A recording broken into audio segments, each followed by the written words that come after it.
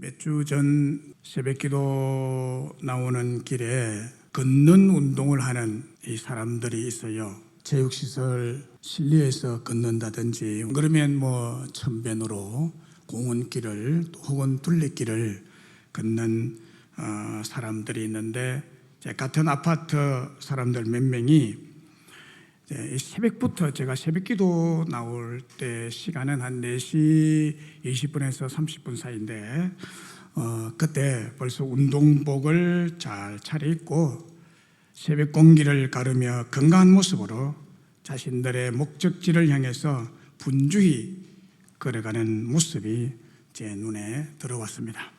그 순간에, 그들을 보는 순간에 제 마음속에 이런 생각이 뜨겁게 떠올랐습니다. 평생에 나는 새벽이면 새벽 기도하기 위해 교회에 다녔는데 저 사람들은 천변이나 공원, 올레길을 얼마나 열심히 다녔을까를 생각하니까 그날따라 새삼 그들이 참 불쌍하게 여겨졌습니다. 과연 그들은 자신이 지금 어디를 향해서 그토록 열심히 걸어가는지 알고 있을까? 과연 그들의 심령이 흑암같이 어둡다는 것을 깨우치고 있을까?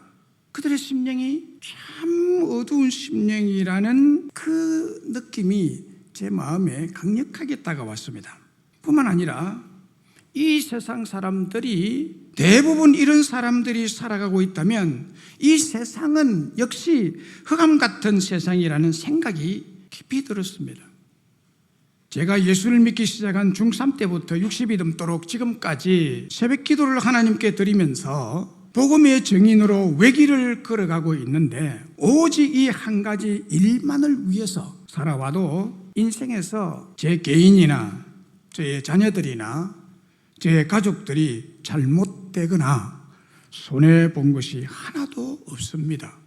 새벽 기도 열심히 해도, 그렇게 열심히 걸어 다니지 않아도 새벽부터 평생의 주의를 지키면서 이 주일에 어디 산으로 돌로 뭐 내 하고 싶은 것 안 해도 손해본 것이 하나도 없더라요.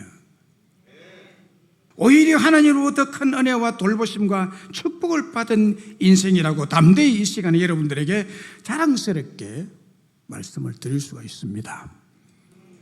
그런데 여러분 어떻습니까? 여러분도 스스로 한번 돌아보시기 바랍니다. 지금 여러분은 어디를 향해 가고 있습니까? 목적지를 아십니까? 무엇을 위해서 여러분들은 살아가고 계십니까? 그리고 무엇의 증인으로 살아가고 계십니까? 뭘 증거하고 싶습니까? 여러분의 삶을 통해서 여러분의 심령이 흑암에 덮여 있지는 않습니까? 이것에 대한 분명한 대답은 여러분들에게 빛의 성령이 임할 때 성령님께서 알게 하시고 가르쳐 주시고 깨우쳐 주실 줄로 믿습니다. 오늘 본문에서 성령이 임하면 무엇을 주신다고 하십니까?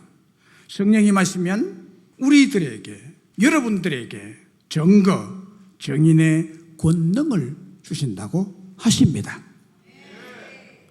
오직 성령이 너희에게 임하시면 너희가 권능을 받고 예루살렘과 온 유대와 사마리아와 땅끝까지 이르러 내 증인이 되리라. 예수님의 증인이 되리라. 예수님을 증거하며 살리라 라고 말씀하고 있습니다. 오직 성령이 믿는 사도들에게, 그리고 믿는 초대교회 성도들에게, 모두에게 한 사람도 예외 없이 오늘 여러분들에게 임하시면 성령의 권능을 받게 될 것이라고 말씀하고 있습니다. 성령의 권능은 여러 가지지만 특별히 주 예수님을 증거하는, 독생자 예수님을 증거하게 하시고 믿게 하시고 깨우쳐서 알게 하시는 하나님의 영이십니다. 그리고 두려움 없이 두려움을 내쫓는 영, 그래서 담대하게 주 예수님의 십자가와 부활을 증거하는 증인이 되게 하신다고 말씀하고 있습니다. 부활하신 예수님께서 마지막으로 12사도와 초대교회 성도들이 쳐다보는 가운데서 성천하시면서 하신 말씀의 내용이 뭐냐? 하나님의 나라에 대해서 말씀합니다. 하나님의 나라가 뭐냐?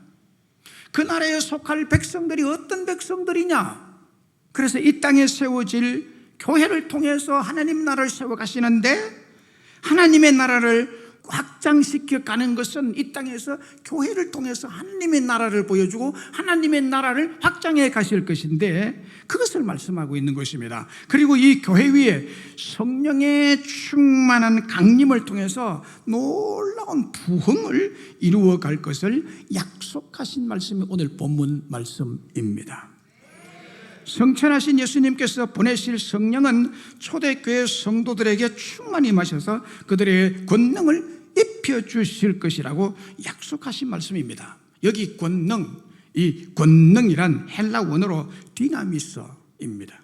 신약 성경에 108번 나오는 단어로서 다이너마이트라는 뜻이 여기서 파생돼서 나오는데, 이거는 최고 통치자의 힘, 최고 통치자의 권력, 곧 하나님의 힘, 하나님의 세력, 하나님의 능력이라는 뜻입니다. 다이너마이트 하면 여러분 생각이 나잖아요. 그 파괴력, 그 폭발력, 그 힘이란 가공할 만큼 놀랐습니다.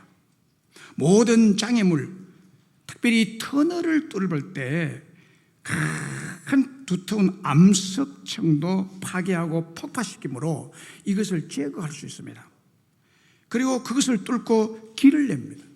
우리가 어떤 터널을 가보면요, 전부 암벽이에요. 암벽. 그것을 뚫거든요. 그것을 무엇으로 뚫었느냐는 거예요. 기계로 안 됩니다. 이건 다이너마이트를 장착해서 팡팡 터뜨려서 구멍을 뚫은 거예요.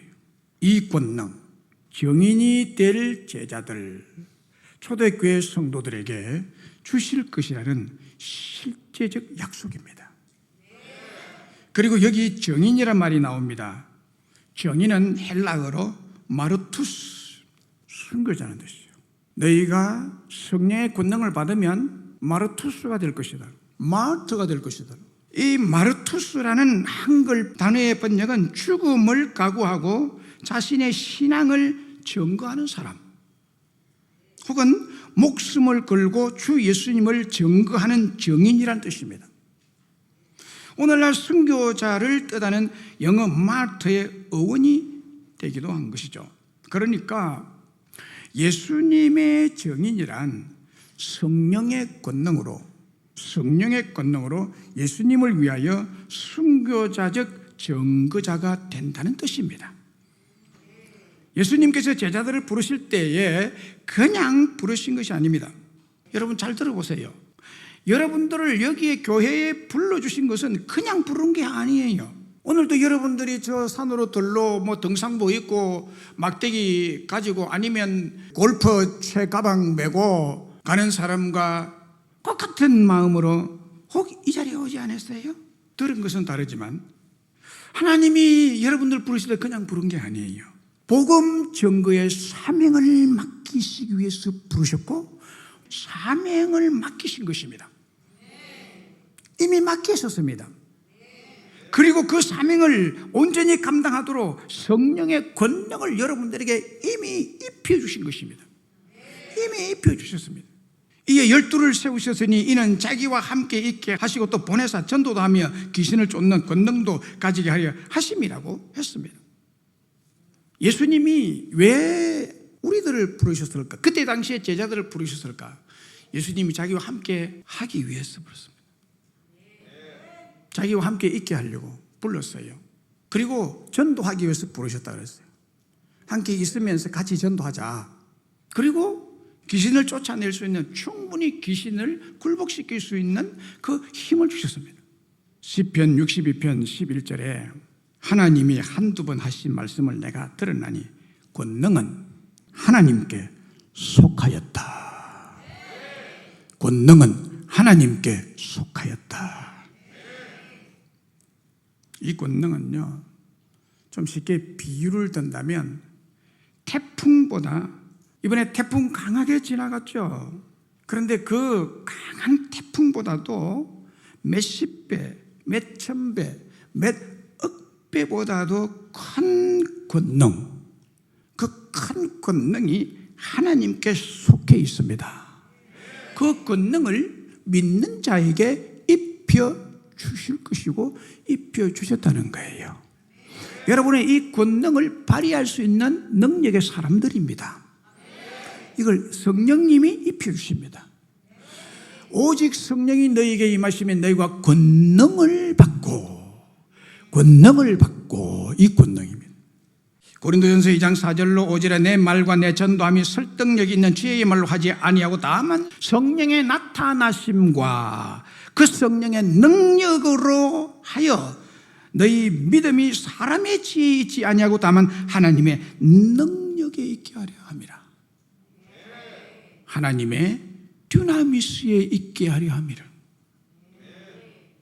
여러분, 권능은 하나님께 속하였기 때문에 전도할 때 성령의 나타나심과 능력과 권능을 통해서 전도가 되게 하십니다. 요즘 전도 안 된다 그런 말 하지 마세요. 전도는 내가 하는 것이 아닙니다. 이 말씀에 의하면 전도는 되게 되어 있습니다. 여러분의 힘으로 되는 것이 아니기 때문에, 여러분의 힘으로 하니까 안 되는 거고, 요즘 전도하기 힘들다, 힘든 세상이죠. 흑암에 쌓여 있기 때문에, 이 세상이 흑암의 세상이에요. 흑암의 세상이기 때문에 여러분의 힘으로 안 됩니다. 그래서 성령의 능력이 이 흑암의 권세를 깨뜨릴 수 있는 권능, 듀나미스를 여러분들에게 주셨다는 사실이에요.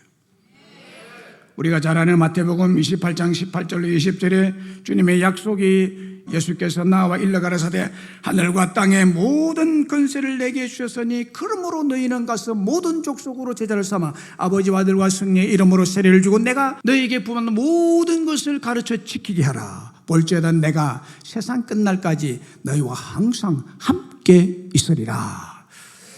권능의 예수님이 함께 하신대요. 함께. 지금 예수님 성전하고 안 계신데요? 그분이 성령을 보내셔서 우리와 함께 하십니다. 함께 하신다는 것은 능력자가 함께 한다는 거예요. 능력자가 함께 함으로 세상에 나가서 제자를 삼는 일을 하도록 만드신다는 거예요. 전도는 되게 하신다는 거예요. 하나님이 맡기신 사명을 감당하는 데는 권능을 받지 않으면 아무도 할 수 없습니다. 또 아무것도 할 수 없습니다. 여러분 분명히 들으세요. 하나님께서 우리에게 사명을 주실 뿐만 아니라 반드시 그 사명을 감당하도록 권능까지 함께 부여하여 주신다는 사실을 믿으시기를 바랍니다. 하나님이 능력을 주십니다. 이건 은혜고 선물이죠. 여러분 이 말씀 믿습니까? 믿습니까? 사도 바울을 보세요. 자기의 부족을 느끼면서 자신이 만삭되지 못하여 난 자 같고 그가 어리석어도 너무너무 어리석고 죄인 중에도 가장 죄를 많이 짓는 죄인 중에 개수라고 하면서 그가 무슨 고백을 합니까? 자기 스스로는 아무것도 할 수 없지만은 내게 능력 주시는 자리에서 내가 모든 것을 할 수 있느니라. 그의 간증 아니에요. 여러분 주님께서 저와 여러분을 불러서 하나님의 자녀가 되게 하시고 주님의 제자로 삼으신 목적이 뭡니까? 우리는 일하기 위해서 부름을 받았고 그래서 구원을 받은 것입니다. 우리가 구원을 받았기 때문에 증거하는 것이 아니라 증거하기 위해서 구원을 받은 것인 줄로 믿습니다. 그런데 하나님은 정인의 사명을 맡기실 때 그냥 맡기기만 하시고 그냥 두시는 분이 아니에요. 우리 자신의 힘으로 하노라고 허우적거리도록 내버려 두시지 아니합니다.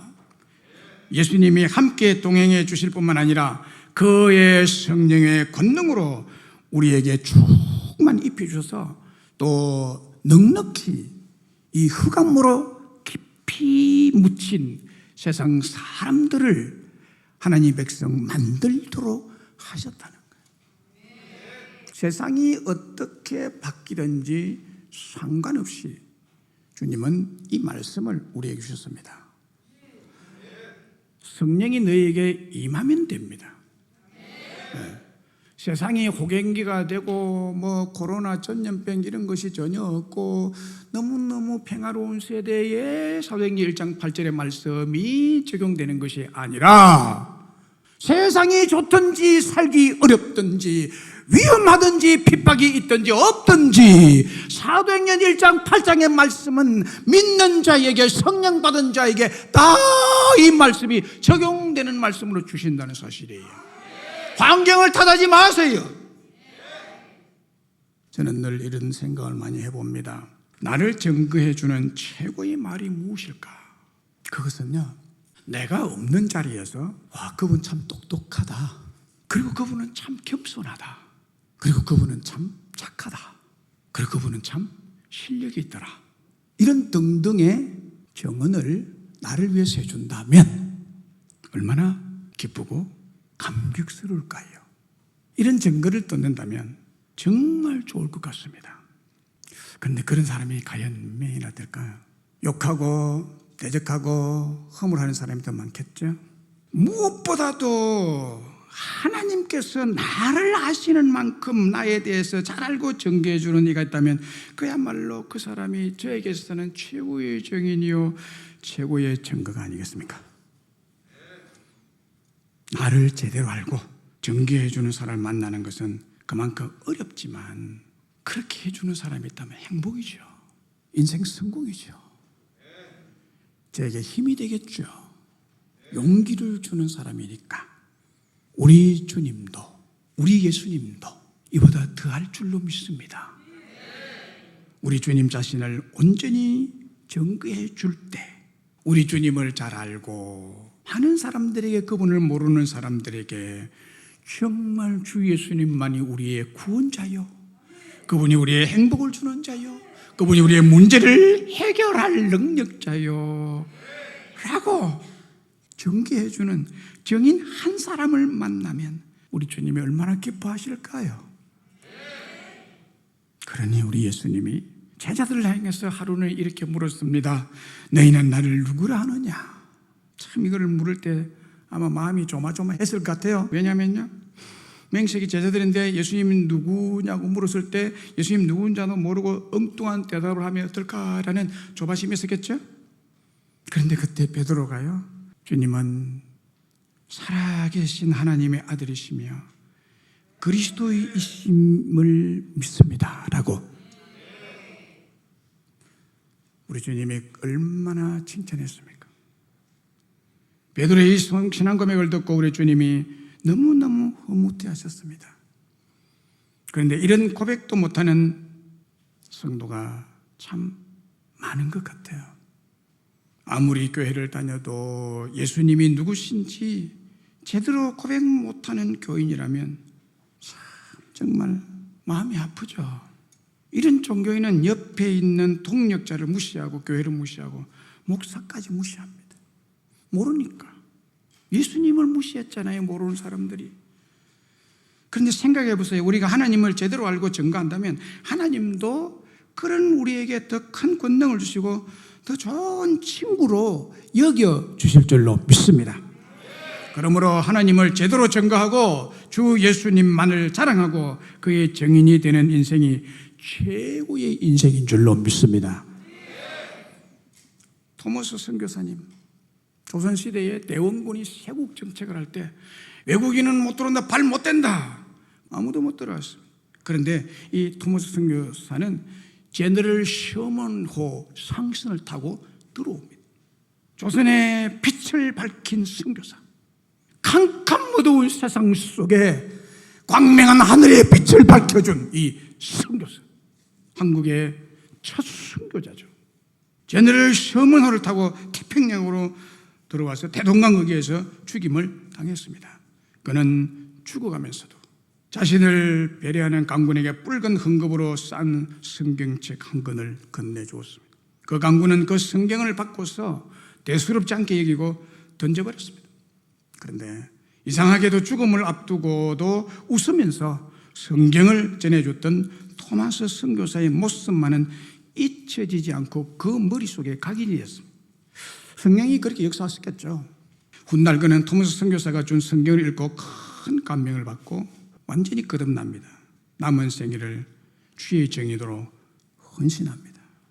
그 강군이 바로 한때 평양을 동방의 예루살렘으로 불리도록 그렇게 만든 자, 그 주역이 박충근이라는 사람.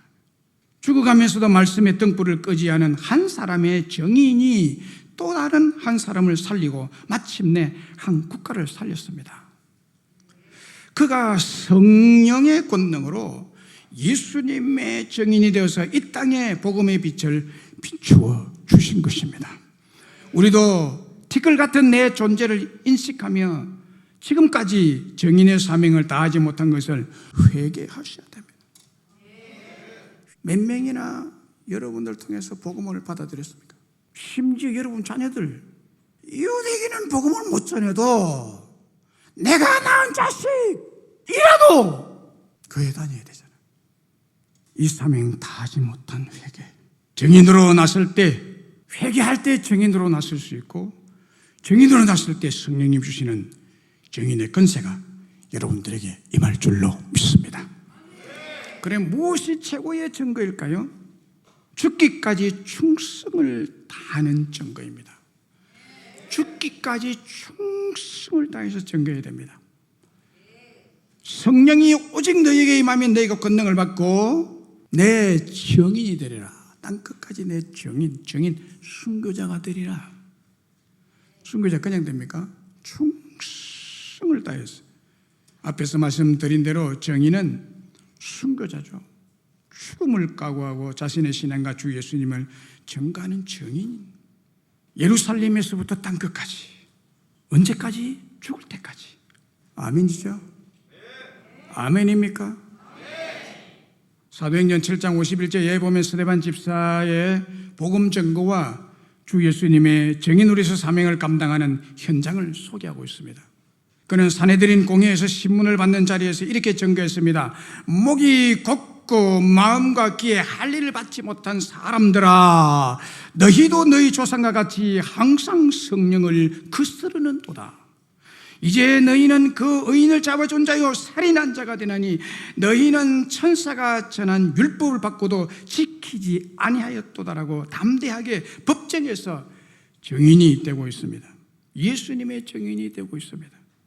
사내들인 공회원들이 이 말을 듣고 마음에 찔려서 그를 향해서 이를 가는 격분이 일어나고 있을 때에도 스데반은 성령이 충만해서 그 권능으로 하늘을 우러러 주목하여 하나님의 영광과 및 예수께서 하나님 우편에 서신 것을 볼 수가 있었습니다.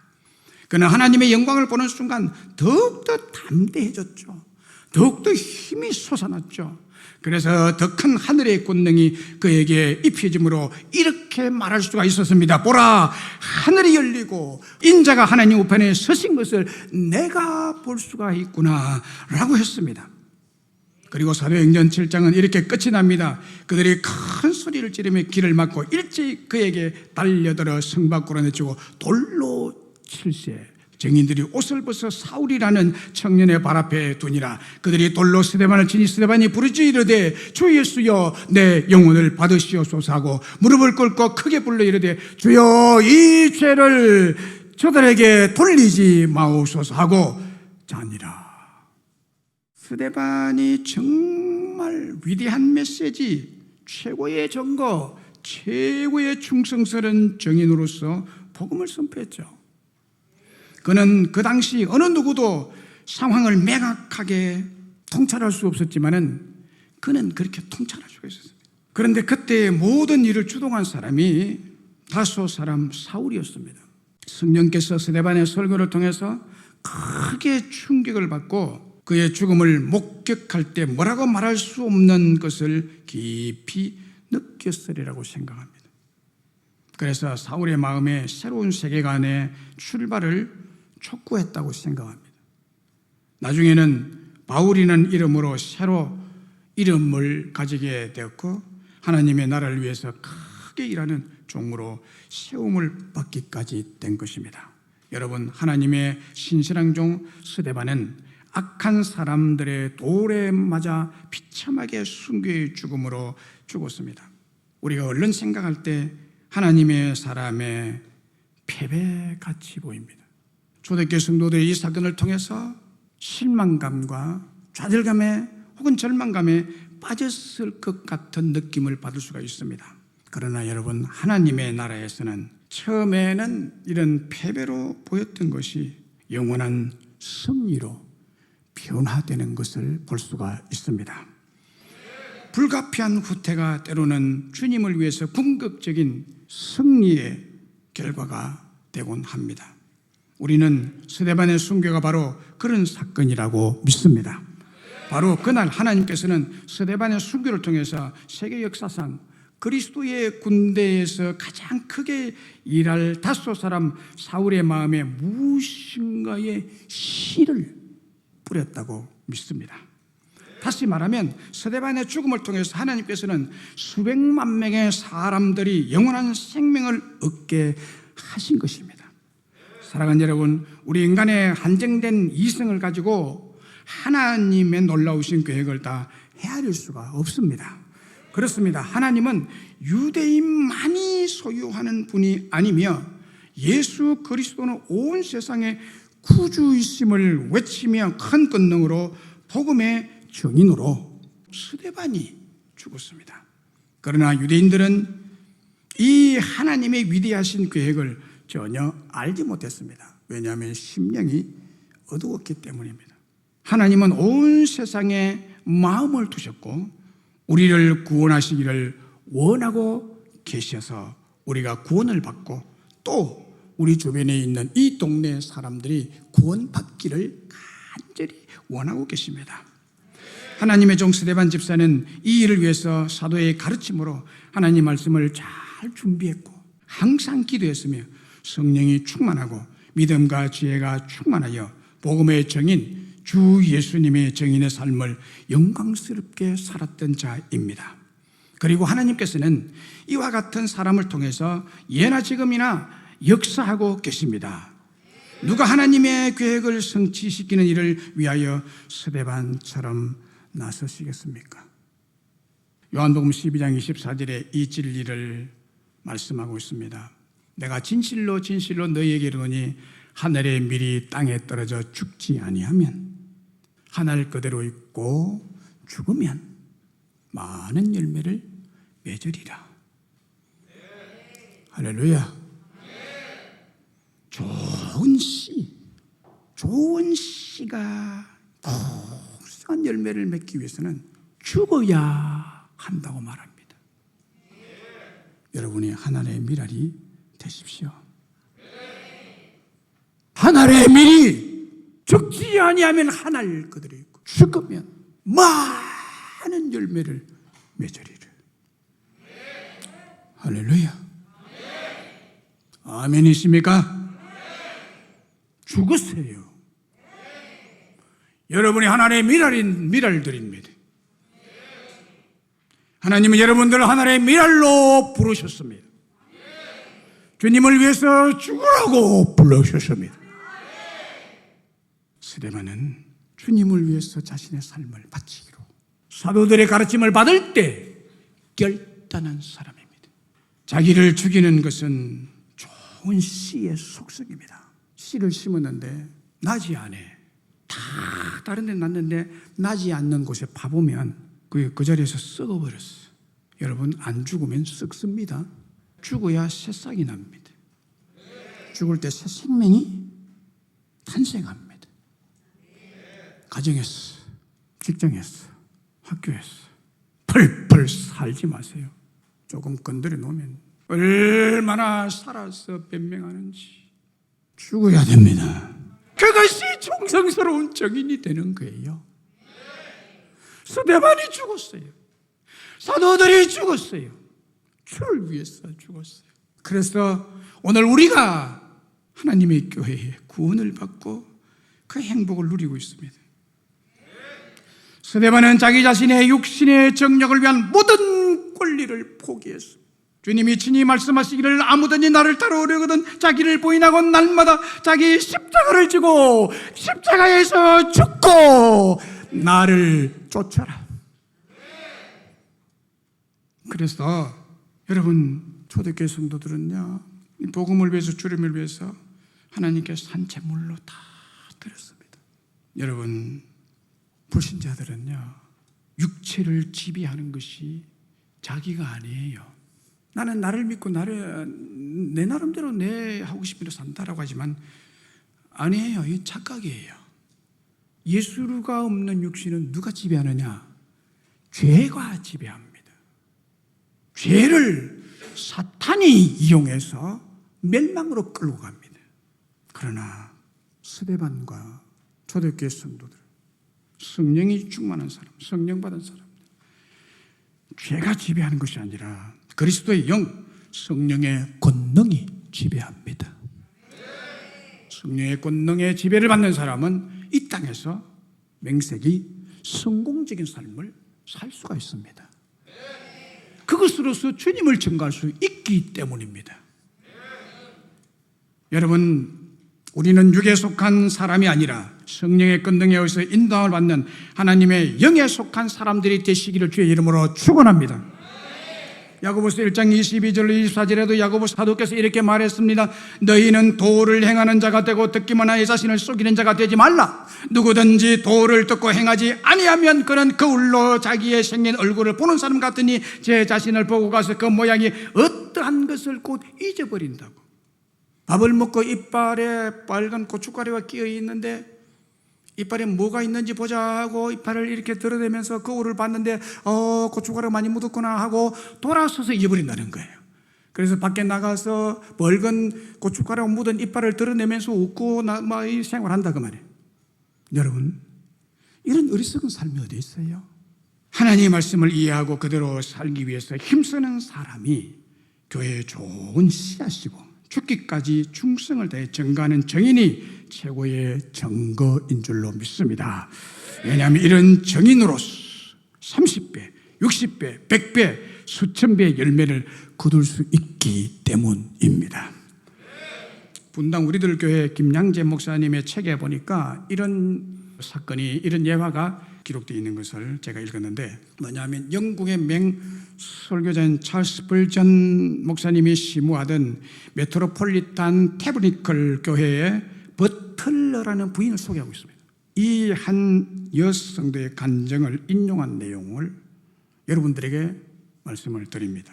그녀는 몹시 백약한 사람이었습니다. 그러나 그는 교회 학교 교사로 섬기고자 자원을 했습니다. 그런데 교사 자리가 없자 보조교사라도 헌신하기로 원했습니다. 날로 몸이 쇠약해져 가도 그녀는 누구보다도 열성적으로 복음을 전하면서 이렇게 호소하곤 했답니다. 항상 이렇게 말했대요. 죽어가는 제 말을 좀 들어보세요. 저는 죽어가고 있습니다. 백약한 사람입니다. 죽어가는 제 말을 좀 들어보세요. 그 호소 때문인지 그녀는 살아생전에 몇 명을 전도했느냐? 6,500명을 전도했습니다. 그녀가 천국에 간 후에 교회에는 그녀를 기리는 비문을 세웠습니다. 거기에 이런 글이 새겨져 있다고 합니다. 우리의 어머니인 그녀의 말을 여기에 새깁니다. 죽어가는 제 말을 좀 들어보세요. 지금까지 교회 다니면서 몇 명이나 전도했습니까? 지금 그냥 설교라고 듣지 마세요. 한두 명 전도했다고 나 할 일 다 했다고 지금 그렇게 생각하고 있습니까? 인생은 죽음을 향해 가는 여정이라고 말할 수 있습니다. 누구도 예외 없이 다 죽습니다.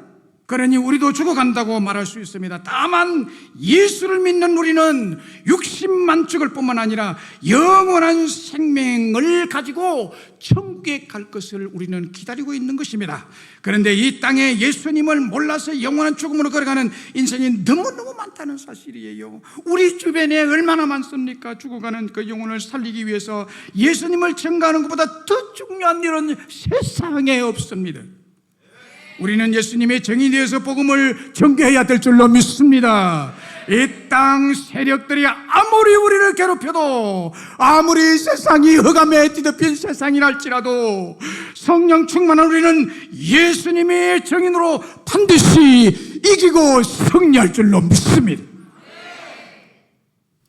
공상당원들, 북핵량의 공산주의 당원들은 무슨 각오를 하고 살아가는지 아세요? 얼어 죽을 각오, 맞아 죽을 각오, 굶어 죽을 각오가 되어 있어야 한다. 이 결단으로 공산주의자들은 그렇게 살아갑니다. 공산주의를 위해서. 이 허무한 공산주의 이론에도 이 세 가지 각오를 하면서 생명을 바치는데, 하물며 성령 충만을 받고 권능을 받은 믿음의 사람들인 우리는 무엇을 위해서 오늘도 그렇게 소중하게 자기의 생명을 지키며 살아가고 있습니까? 성령 충만한 우리의 신앙은 한마디로 언제 어디서나 주 예수님의 증인이 되기 위해 죽을 각오가 되어 있는 순교자가 되는 권세를 받은 자들입니다. 히브리서 11장 37절 38절에 믿음의 사람들은 이런 고백을 했습니다. 조롱과 채찍질뿐만 아니라 결박과 옥에 갇히는 시련도 받으며 돌과 톱과 칼과 고문과 죽임을 당해도 그 믿음의 지조를 지켜 세상이 감당하지 못할 자들이 되었습니다. 초대교회 성도들은 십자가와 부활하신 주 예수님을 따라 살다 보니 저들도 복음을 전가하며 증인으로서 세상을 이기는 자로 믿음을 발휘하며 복음의 빛을 비추었던 것입니다. 중국의 송나라에 술을 파는 한 사람이 있었습니다. 그는 술을 빚는 재주가 그 인간에서 최고 탁월한 술 빚는 재주를 가진 사람입니다. 그리고 손님을 대하는 태도 역시 너무너무 친절했습니다. 사람의 인격이 너무너무 좋았습니다.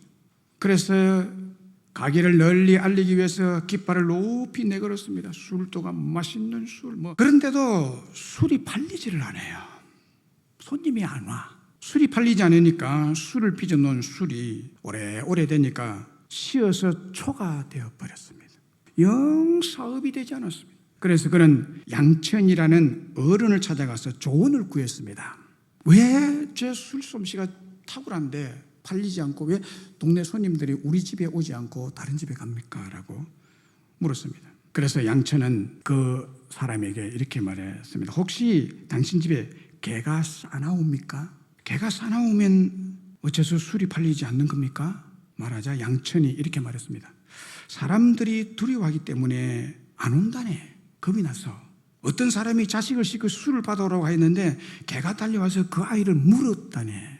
이게 동네에 퍼져서 이것이 술의 맛이 신맛으로 변할 때까지 팔리지 않는 이유라네. 그렇게 말해줬습니다. 여러분, 이 의미를 깊이 생각해 보세요. 주인에게는 더할 나위 없는 충성스러운 개였지만 그 개가 손님의 발길을 돌리게 하는 이유였습니다. 술집에 개가 싸나오면 술이 신다는 맹구주산이라는 고사성어의 유래입니다. 저는 이 맹구주산이라는 고사성어가 우리 교회의 행편이 아니기를 간절히 기도합니다. 싸나운 개, 맹구가 우리 교회 안에 없기를 바라면서 우리는 다 같이 힘써 기도해야 될 줄로 믿습니다. 맹구의 특징이 뭡니까? 주인에게는 더할 나위 없는 충성스러운 개지만 술 받으러 오는 손님에게 달려들어서 물어뜯고 시험 들게 만들고 상처를 입히는 개. 이런 맹구 같은 교회 직분자, 집사, 근사, 장로가 있으면 누가 이 교회에 정착하겠어요? 어떻게 전도가 되면 부흥할 수 있겠습니까? 어줍지 않은 내뱉은 말이 온 동네에 퍼지면 어떻게 되겠어요? 누구도 잘 느끼지 못한, 주인조차도 느끼지 못하는 맹구. 눈에 잘 띄지 않는 포도원을 거는 작은 여우 같은 맹구가 없도록 우리 깊이 기도하며 여러분 스스로가 맹구가 되지 않도록 깊이 기도하며 성령 충만을 받고 예수님의 신선한 증인으로 전도의 충성을 다하는 자들 되시기를 주의 이름으로 축원합니다. 말씀을 맺습니다. 지금은 계절적으로 결실의 계절입니다. 우리 교회도 이 결실기에 뉴패밀리 전도를 통해서 영혼의 열매를 거두기를 바랍니다. 그래서 오늘 저는 지금 여러분은 어디로 향하여 가고 있습니까? 목적지가 어디입니까? 목적지를 아십니까? 무엇을 위해 살아가고 있습니까? 그리고 무엇의 정의로 살아가고 계십니까? 여러분의 심령이 흑암에 덮여 있지 않습니까? 라는 여러 가지 질문을 하면서 설교를 시작했습니다. 오늘 또 연휴를 맞이하여 수많은 사람들이 산으로 떨러 아름다운 갈매길로 걸을 것입니다. 이들 모두가 어디를 향해 그토록 열심히 걷고 있는지를 알지 못하고 있다면 이들이 얼마나 불쌍하냐는 거예요. 지금 이 자리에 앉아 계신 여러분들은 분명 복받은 자들이라고 저는 믿습니다. 왜냐하면 여러분은 성령을 받은 자들로서 어디를 향해 가고 있는지, 목적지가 어딘지, 무엇을 위해 살아가고 있는지 아는 자들이기 때문입니다. 그리고 누구의 정인으로 살아가고 있는지 아는 자들입니다. 여러분은 성령 충만받은 자들임을 믿습니다.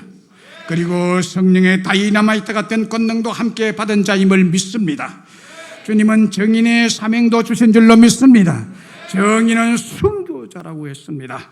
그래서 우리는 지금 주님을 전가하는 정인으로서 산 순교자들입니다. 순교자가 될지언정 맹구가 되어서는 안 될 것입니다. 심령이 흑암으로 덮여 교인들에게 혹은 동력자를 물어뜯고 상처를 입히는 맹구가 되지 마시고 순교자로서 하늘의 미랄로서 내가 죽고 오직 예수님만을 전가하는 정인이 다 되시기를 주의 이름으로 축원합니다.